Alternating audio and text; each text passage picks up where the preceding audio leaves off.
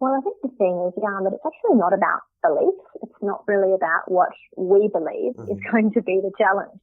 It's what the science is telling us. Sure. And what the science is telling us is that areas of Australian agriculture are becoming increasingly marginal. We are seeing the rainfall zones.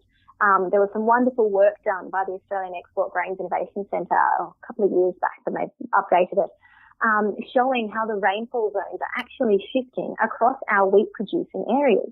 And that's quite staggering data, because you're looking at areas that have traditionally been very strong wheat belt regions, and they are actually starting to see that shift. Yeah. We are seeing things like at Broken Hill, where you have unprecedented amounts of hot days, which makes it very difficult for sustainable livestock production to be carried out, which is of course something that our farmers are very committed to managing the animal husbandry. But when you're dealing with increasing hot days, how do you plan for that? How do you have a setting in place to support you? Last year, New South Wales was 2 degrees above the BOM baseline average. That's a really significant risk, because that has agronomic impacts for our crops and for the way that our crops respond. Obviously, heat and water stress are significant risk factors. And then, I could go on, Jan, but the other one that's quite often forgotten is the increasing risk of frost. And that, of course, is one of the silent killers in many ways.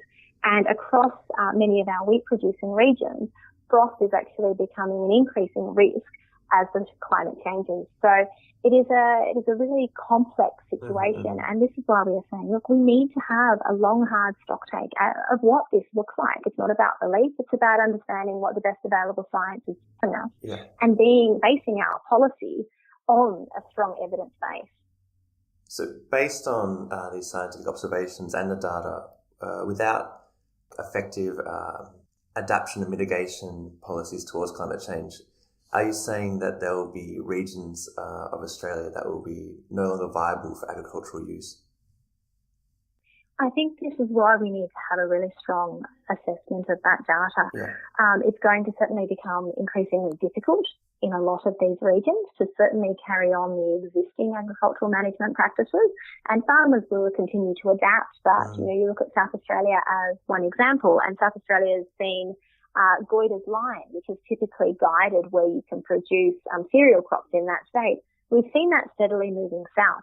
So what we need to really look at in quite significant detail is, well, what does a sustainable future for rural and regional Australia, including some of these areas that are going to be incredibly hard hit, what does a sustainable future look like? How can we support our farmers out there over the long run?